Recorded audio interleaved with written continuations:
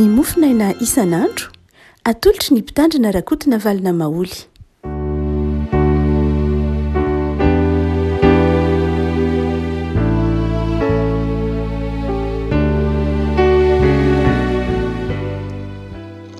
Falimaraba antsika rehefa manalatra ity alatsinainy fahafolo ny volana martsa ity ny mofinaina voalahatra antsika dia ny bokin'ny apokalipsy toko faharoa apokalipsy toko faharoa andiny faharoa ambin'ny folo ka hatramin'ny fahafito ambin'ny folo apokalipsy toko faharoa andiny faharoa ambin'ny folo ka hatramin'ny fahafito ambin'ny folo fakina amin'ny anaran'i Jesosy. Ary soraty eo amin'ny anjelin'ny fiangonana ny Pergamosy izao no lazain'ilay manana ny sabatra roa lela maranitra fantatro izay honinanao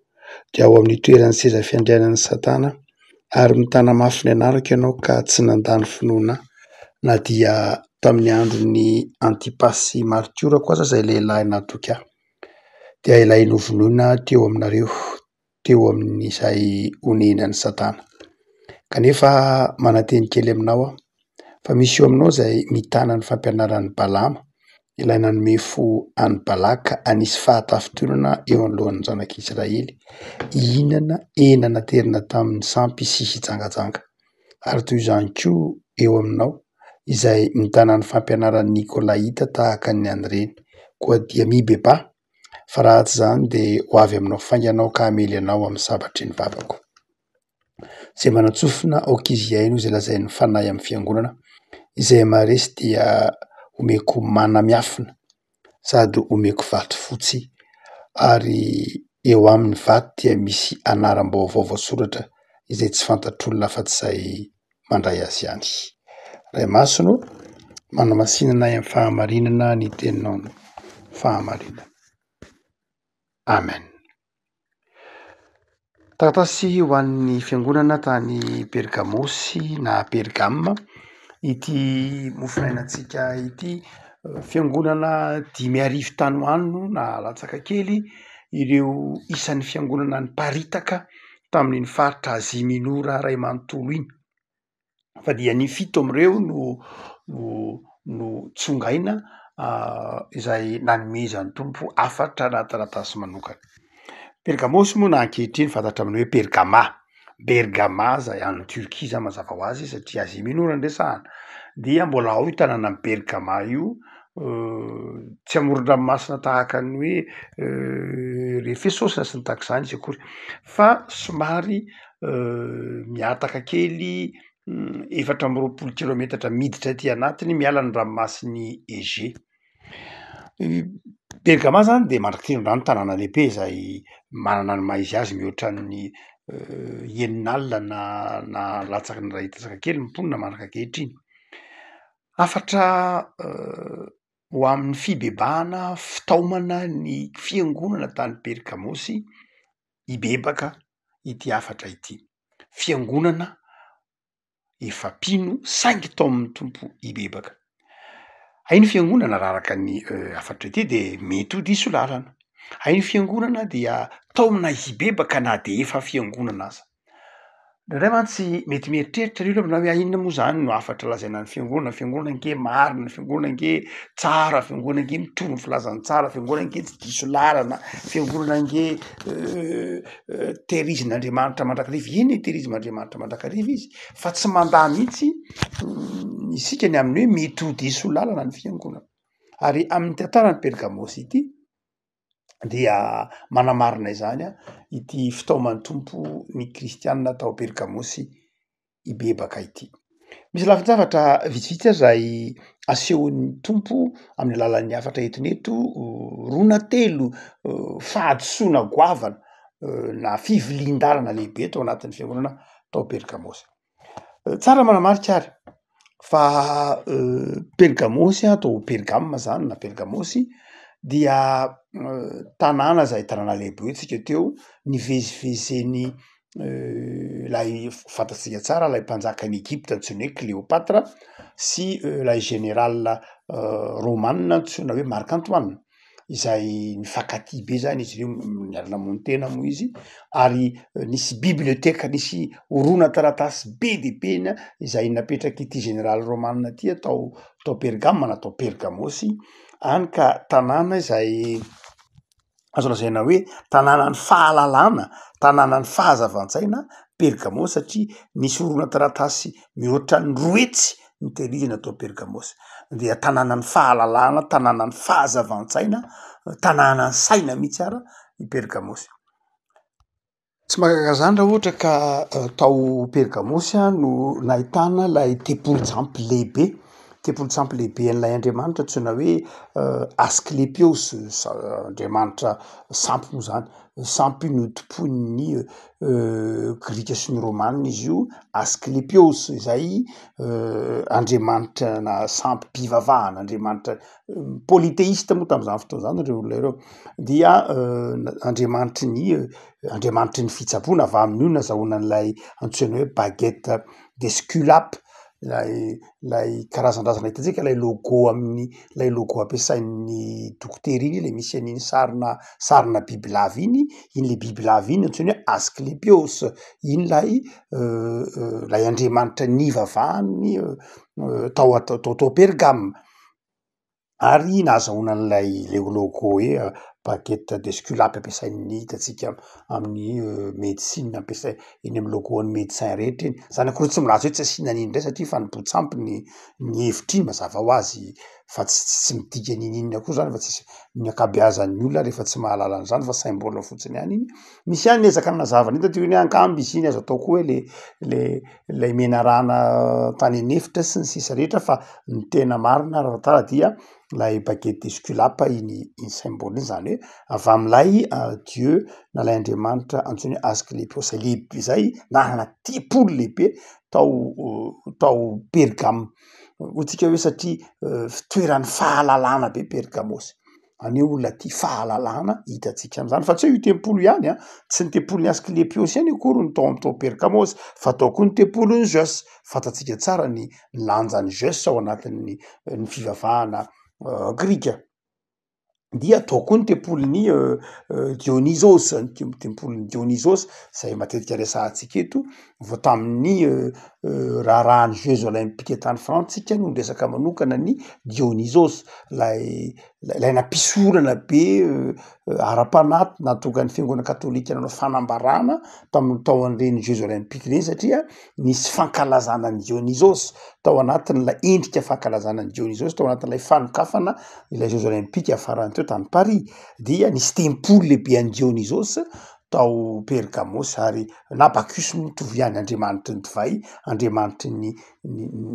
fahavokarana raha mitentsika fahavokarana de tsy fahavokaran'ny Netsah ihany io fa fahavokarany maha olombelona koa zany hoe misy resaka fijangajangana. Dia tao koa ny tempolin'ny Atena, mbola tao amin'io tanàna lehibe zay antsoina hoe Bergamos io, dia tao koa ny tempolin'ny Atena zay andriamanitry ny ady, andriamanitry ny ady nefa koa non'ny Grika andriamanitry ny fahendrena. Hitantsika am'izany fa toerana zay mazava ho azy tahaka n'ireo tanàna tamin'ny andron'ny vanim-potoanan'ny antikité dia feno tempolo-tsampy anisan'ny be dia be tao amin'ity Bergamos ity. Na izany ary nefa dia nisy kristianina vitsivitsy na maromaro tao amin'ity tanàna ity. Saingy zao tsy nahajoro reto kristianina reto, tsy nahajoro nanoloana ny tsy fahamarinana, nanoloana ny olana ara-panahy, nanoloana ny fanimpotsampy zay tao amin'ity tanàna ity. Amin'ny fotoana anoratana na andraisan'ny Bergamos ity taratasy ity dia reto zavatra telo reto no mariny tompo aminy. Voalohany de zao lay teneny manao hoe miorina ao amin'ny fiandrianan'ny Satana, ao amin'ny seza fiandrianan'ny Satana. Mazava ho azy raha miteny hoe seza fiandrianana de ao anatin'ny saina dia mpanjaka zany. Ino no seza fiandrianan'ny Satana io? Ankoatran'ireo tempolo-tsampy zay naorina efa tamin'ny andron'ny Grika ireo, dia aty amin'ny andron'ny Romanina zany satria lasa ny Romanina ny Azia Minora, dia rehefa aty aoriana zany dia lasa nanorenana aty amin'ny taona 520 aloha kely nahaterahan'i Kristy, dia nanorenan'ilay empereur antsoina hoe Auguste, nazahoana anarana hoe Augustra mazava ho azy. Aogositra volantsika volana fiteny andavanandro io volana aogositra tsika dia aty amin'ny taona 5 alohan'ny Kristy dia nanorenany emperora Augusto Kaisara zany zay io hitantsika eo anatin'ny baiboly io dia ny emperora Augusto Kaisara zany hitantsika ny fahazatsara katolika Augusto Kaisara dia nanorina tempoly lehibe amin'ny anarany tao Pergame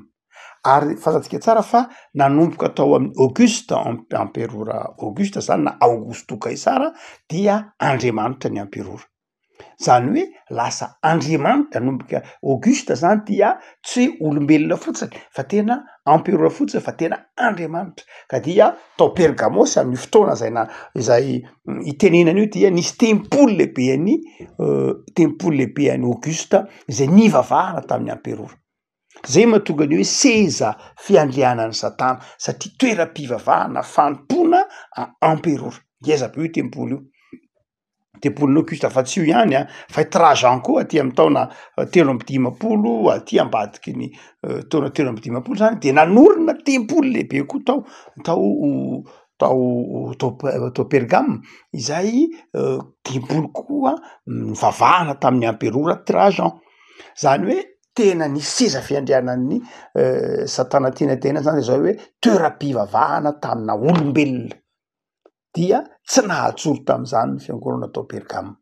na tao Pergamos tsy nahajoro tam'izany fa lasa nirona tam'izany fivavahana fanompoana olombelona zany tsy fanompoana an'Andriamanitra intsony ankoatran'ilay tempoly tsy ampiresansika teo Asclepios Zeus Dionysos Bacchus sy Athéna dia tena fanompoana olombelona mihitsy izay niteraka fanenjezatrinitsy ireo kristianina ihany aloha nahajoro sahalan'le resahany eo amin'ny andininy fa telo ambin'ny folo io hoe i Antipasy izay pastera voalohany tao amin'ity fiangonana tao Pergamos ity de tsy nanaiky nivavaka tamin'ny emperora tsy nanaiky nivavaka tamin'ny emperora tahaka ny kristianina rehetra tsy nanaiky nivavaka tamin'ny emperora dia ninjehina ary dia novonoina i Antipasy io zany afaka mana dia zava-dehibe ny afatry ny tompo na hoe ny olombelona de tsy hivavahana ny olombelona dia olombelona ihany fa tsy Andriamanitra jekory fa ny faharoa zay marina ny tiandiny tsotra masiny ity dia niresaka izy andiny fedabiny folo mikasika ny Balama Balama zay hitatsika fa any amin'ny bokin'ny Nomery toko fa 12 sy ny manaraka manao tonga aty amin'ny toko fahaty amin'ny 30 de voaresaka foana Balama na i Peora na i Balaka dia fantatsika fa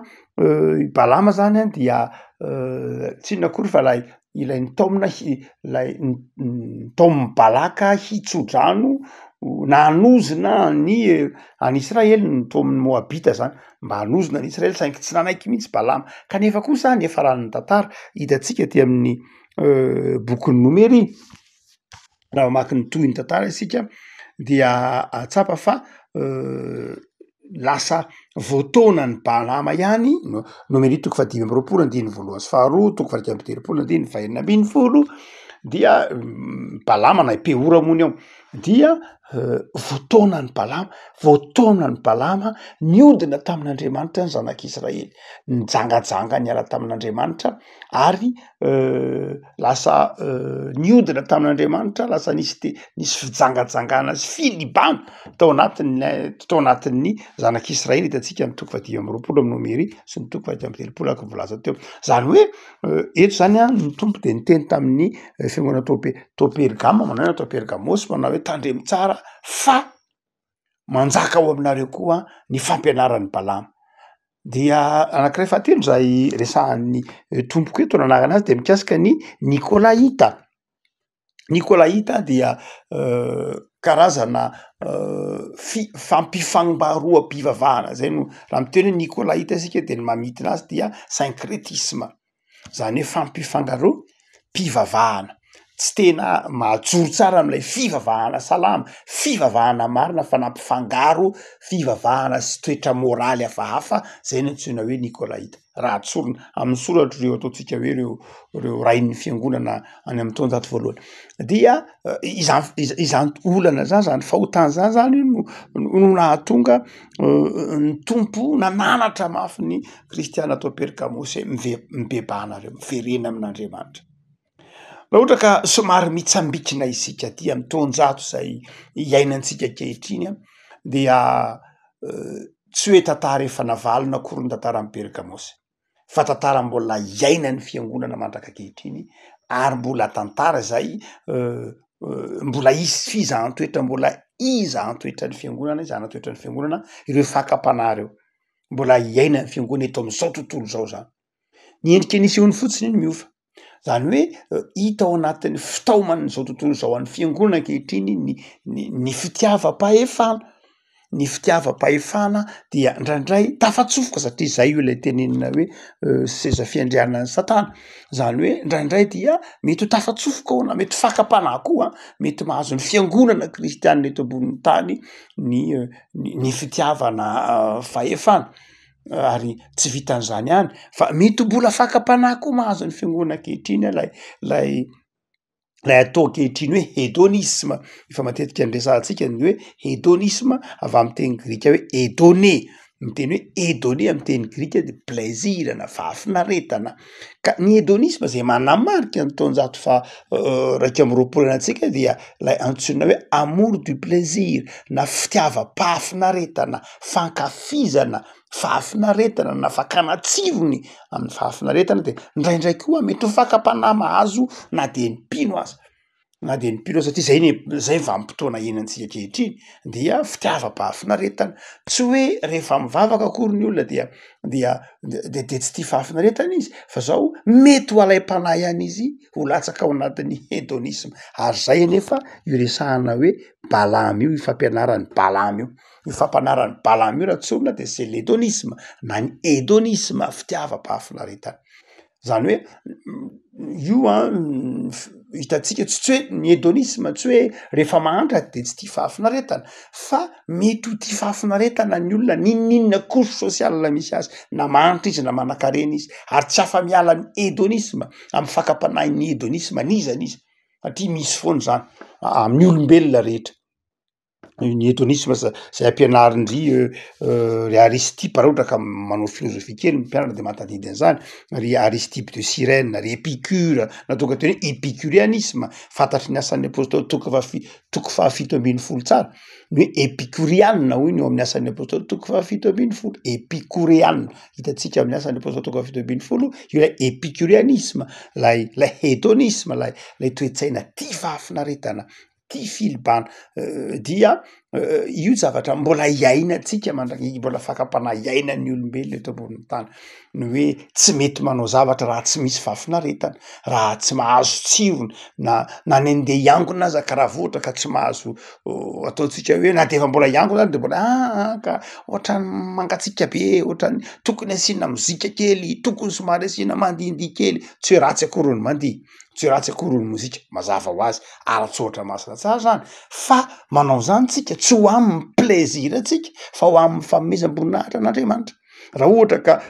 mety misy fiderana ataotsika dia ataotsika ho an'Andriamanitra fa tsy ataotsika ho amin'ny fahafinaretantsika fa ndraindray ny mozika mafy ny orakoraka ny kikiky ao anatin'ny fitaoam-pivavahana ndraindray tsy fanomezam-boninahitra an'Andriamanitra fa ndraindray ao anatin'ilay hédonisme ao anatin'ilay satria mety mivoaka daholo ny adrénaline rehetrarehetra rehefa mihetsiketsika eo sy ny inona eo dia manjary lasa heverina ho zay no antsoina hoe aim-panahy ny aim-panahy tsy resaka adrénaline mihitsy tsy resaka hédonisme amour du plaisir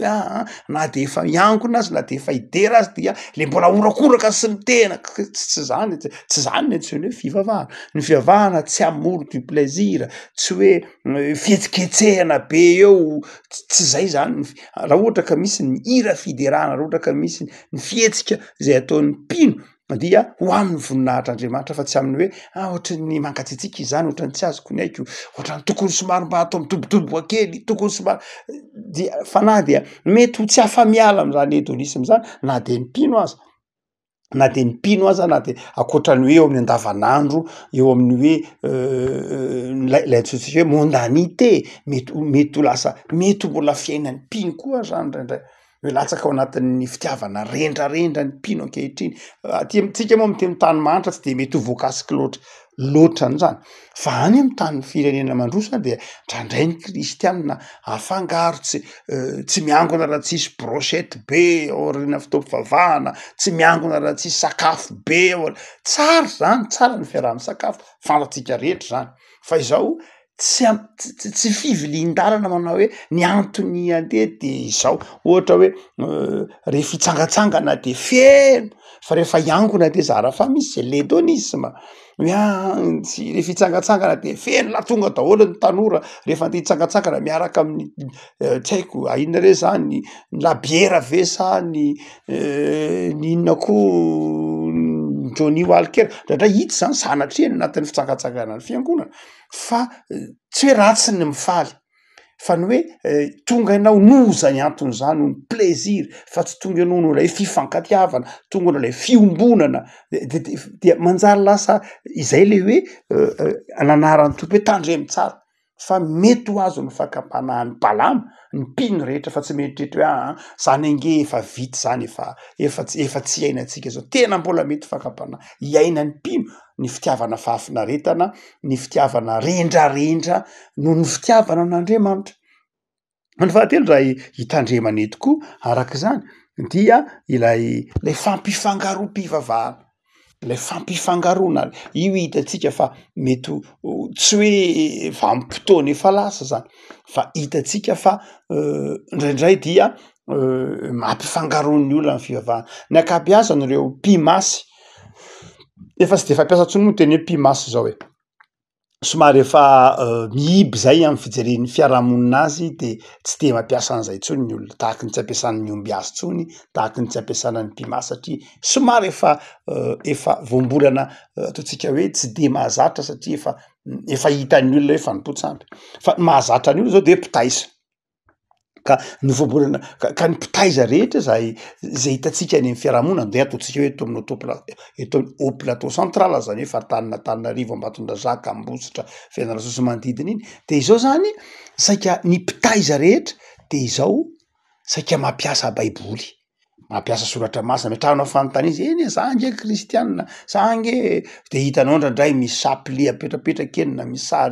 sary vongana apetrapetraka eny na asiana verset biblika mihitsy raha makany amin'ny doanina akady vorobe anao dia jereo tsara fa misy soratra ngeza be eo verset biblika makao amin'ny doaniny trimy folany etsy Ambatoroky anao de jereo tsara fa misy soratra mivandravandra be eo verset biblika zany hoe fantatr'ireo ataontsika hoe reo mpitaiza fa tsy mahazo olona izy raha vao tsy manona an'Andriamanitra intsony dia tao amin'ny olona zay koa nge mba mivavaka ihany zay koa nge mba makany am-piangona ihany zay ra nge miangona ary amin'ny anina sy ny sisa de roboka lay olona roboka lay kristianina de latsaka ao anatin'ity Nicolas hita ity fampifangaroam-pivavahana ka inona moa Andriamanitra ke tsy manampy zay tsy manampy ny tena de mba mananina kely eo de ndraindray latsaka ao anatiny reny ataontsika hoe fampifangaroana ny fivavahana kristianina amin'ny sampy kristianina an'io fa mba manampy kely ihany ndraindray mba tsy afaka amin'ilay toetra io ndraindray ny kristianina amin'ny taonjato fa 220 avako malala eto de manao antsoavy ny tompo mibeba ianao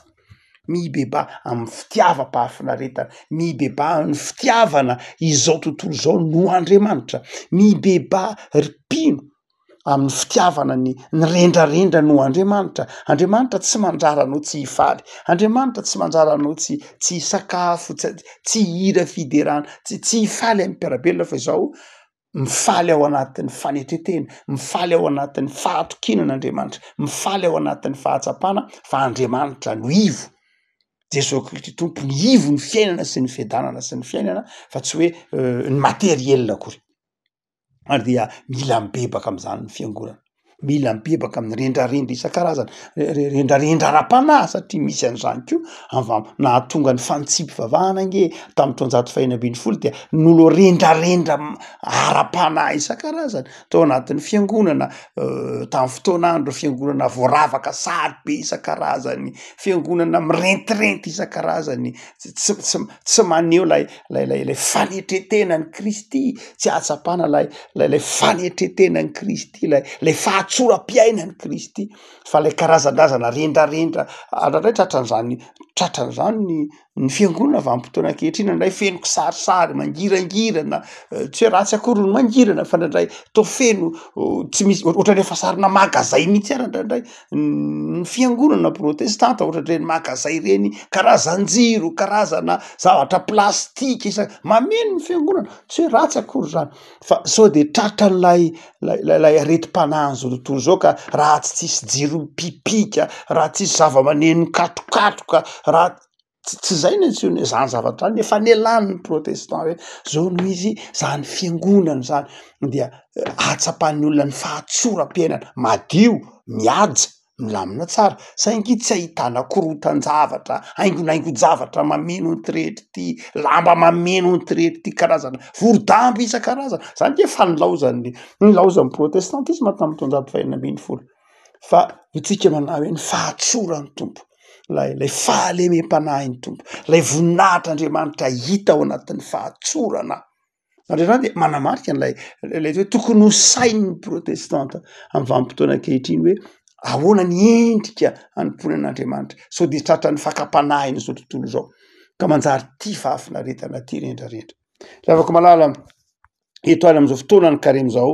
fitaomana ny mpino ibebaka fitaomana ny mpino iverina amin'Andriamanitra teo izy manao hoe raha mibebaka angena hoe te omeko anao ny manamiafina omeko anao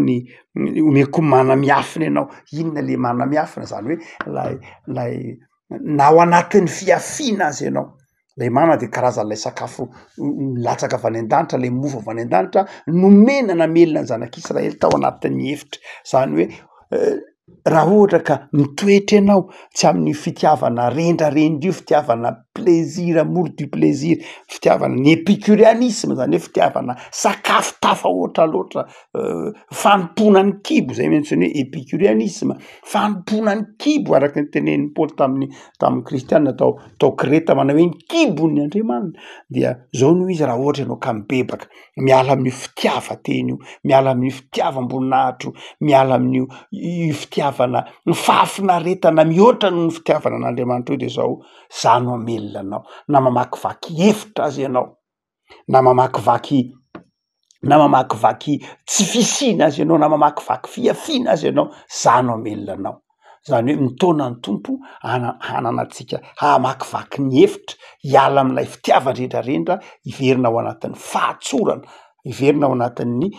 hamakivaky ny hevitra zay tahaka ny zanak'Israely iaina amin'ny fiankinana amin'Andriamanitra ary hiala koa amin'ny fitiavam-boninahitra zay dikan'teny hoe omeko vato fotsy tsy ilay seza fiandrianana zao tontolo zao akory fa satria seza fiandrianana tam'izany fotoana zany vato lay izy miteny hoe katedrala de seza vato de seza fiandrianan'ny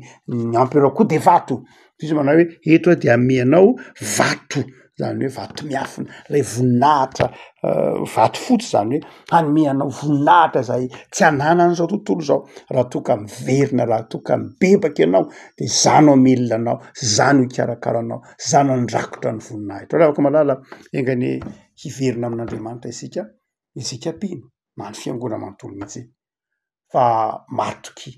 fa raha mibebaka ianao fa tsy manana atasy na fifikirana eto amin'ity zao tontolo zao ty de omen'ny tompo anao zay ilainao zay fantany fa mahasoa anao na voninahitra io na sakafo io na zay rehetra ilainao na fitafiana io omen'ny tompo anao zany ampo anao ny fahasoavan'ny tompo ivavaksika tompo aotsoranao zay amin'ity fotoanany karemy ity zao alatsinainy zao andro faharoa sahady amin'ny herinandro saotra tompo fa amtonanay ibebaka ianao tsy ho ty rendrarendra tsy anana fifikirana amin'izao tontolo zao tsy hifamatym-pisina amin'izao tontolo zao fa hitodika aminao Andriamanitra fa manome toky anay ianao fa ianao no mamelona ianao no mikarakara ianao no mahasambatra ianao no miantoka ny fifaliam-piainanay tompo de evangio ny fonay ahatsiarovanay tena sy ahatsiarovanay saina fa tsy sambatra izahay raha tsy ao aminao mamelany eloka raha toka maherisetra ny fitiavan-drendrarendra eto amin'izao tontolo zao ka mitaonana hiala amin'ny fitiavana anao Andriamanitra fa ino herinandro naiva avao tompo toa herinandro entany fifaliana atao herinandro ahitany fiadanana, atao herinandro hifaliana aminao. Manankina ny fiainana izahay Tompo, mba ho fanomezam-boninahitra anao ity herinandro ity, dia me fahasalamana heri-tanjaka fiadanana toy izay Jesoa. Amen.